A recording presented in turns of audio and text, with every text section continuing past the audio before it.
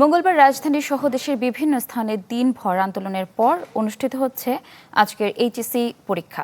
সকাল 10টায় শুরু হয় পদার্থবিজ্ঞান দ্বিতীয় পত্র, হিসাব বিজ্ঞান দ্বিতীয় পত্র এবং যুক্তিবিদ্যা দ্বিতীয় পত্রের পরীক্ষা। একই সঙ্গে চট্টগ্রাম বোর্ড ছাড়া বাংলাদেশ মাদ্রাসা শিক্ষা বোর্ডে আরবি দ্বিতীয় পত্র এবং বাংলাদেশ কারিগরি শিক্ষা বোর্ডে ব্যবসায় সংগঠন ও ব্যবস্থাপনা 2 বিষয়ের পরীক্ষাও অনুষ্ঠিত হচ্ছে। এদিকে পরীক্ষা শেষে 1:30টায় রাজধানীর উত্তরার বিএনএস সেন্টার থেকে শিক্ষা মন্ত্রণালয়ের অভিমুখে লং মার্চ কর্মসূচি পালনের ঘোষণা দিয়েছে একদল শিক্ষার্থী।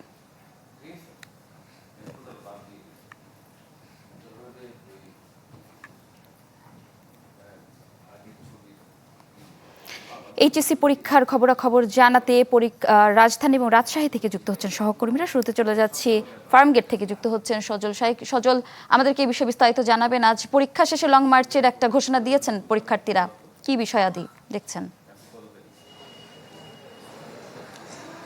আসলে গতকালকে যে আন্দোলন হয়েছিল বৈরী আবহাওয়ার কারণে 3টি দাবি উত্থাপিত করেছিল শিক্ষার্থীরা, তারা কিন্তু গতকালকে রাজধানীর সায়েন্স ল্যাব এবং উত্তরা বিএনএস সেন্টার সহ বেশ কয়েকটি জায়গায় তারা আন্দোলন করেছে। এছাড়া আমরা যেটি দেখেছি যে ঢাকার বাইরেও কিন্তু আন্দোলন হয়েছে। তাদের যে দাবি সেই দাবিতেই কিন্তু তারা অনড় রয়েছে এবং দুপুরের পর থেকে এক পক্ষ আন্দোলন প্রত্যাহার করেছে এবং তার পরবর্তীতে যখন আবার সন্ধ্যার পর কিন্তু দেখেছি যে সংসদ ভবনের সামনে গিয়ে কিন্তু শিক্ষার্থীরা জড়ো হয়েছিল।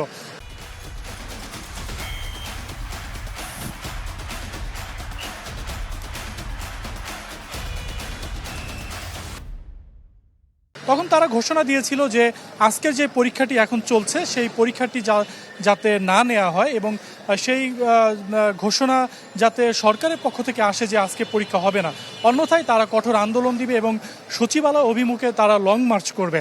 তবে পরীক্ষা কিন্তু ঠিকই হচ্ছে এবং সরকারের পক্ষ থেকে শিক্ষামন্ত্রী আশ্বস্ত করেছেন যে যাদের পরীক্ষা দিতে বিঘ্ন ঘটেছে এবং যাদের পরীক্ষা খারাপ হয়েছে বা তাদেরকে কিন্তু যদি বৈরী আবহাওয়ার কারণে আবার পরীক্ষা নিতে সমস্যা হয় সেক্ষেত্রে তাদের পরীক্ষা আবার নেওয়া হবে।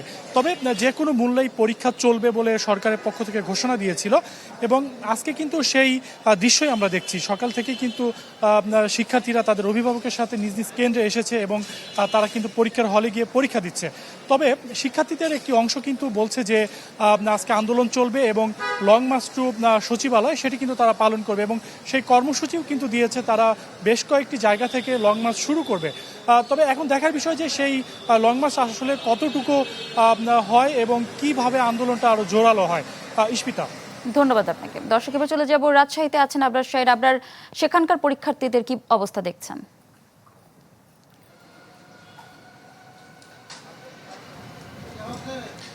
মূলত সমস্যাটা তৈরি হয়েছিল বৈরী আবহাওয়ার কারণে, যারা পরীক্ষা দিতে পারেনি বা পরীক্ষা দিতে কষ্ট হচ্ছিল এই ধরনের প্রেক্ষাপটে।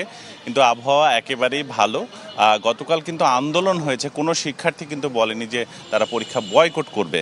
আমরা সকাল থেকে রাজশাহীর বেশ কয়েকটি শিক্ষা প্রতিষ্ঠান কলেজগুলোতে খোঁজ নিয়েছি যেখানে পরীক্ষা হচ্ছে। এই শিক্ষা বোর্ডে এবার 1,40,830 জন শিক্ষার্থী পরীক্ষায় বসেছে।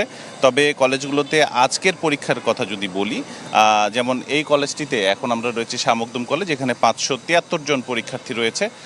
এখানকার অধ্যক্ষের হিসেবে আমরা প্রায় 98% বেশি উপস্থিতি পেয়েছি এবং গড় হিসেবে 2 জন করে, 100-র মধ্যে 2 জন করে এটি অন্যান্য পরীক্ষাতেও অনুপস্থিতি থাকে। ফলে গতকালকে যে আন্দোলন তার আসলে প্রভাব তেমন একটা পড়েনি এখানকার যিনি অধ্যক্ষ তিনি দাবি করছেন। পাশাপাশি শিক্ষা বোর্ড চেয়ারম্যান তিনিও বলেছেন যে গতকালকের যে আন্দোলন শিক্ষার্থীদের তার কোনো প্রভাব আসলে পরীক্ষাগুলোতে পড়েনি। ফলে এখন পর্যন্ত সুষ্ঠুভাবে পরীক্ষা অনুষ্ঠিত হচ্ছে এবং যেহেতু আজকে বিজ্ঞান বিভাগের পদার্থবিজ্ঞান দ্বিতীয় পত্র, ব্যবসায় শিক্ষা বিভাগের হিসাব বিজ্ঞান দ্বিতীয় পত্র এবং মানবিক বিভাগের যুক্তিবিদ্যা দ্বিতীয় পত্র পরীক্ষা হচ্ছে, ফলে অনেকেরই যুক্তিবিদ্যা হয়তো নেই, তারা হয়তো পরীক্ষা দিতে আসেনি। কিন্তু পরীক্ষার্থীর সংখ্যা কম হলেও উপস্থিতির সংখ্যা কিন্তু কম নয়।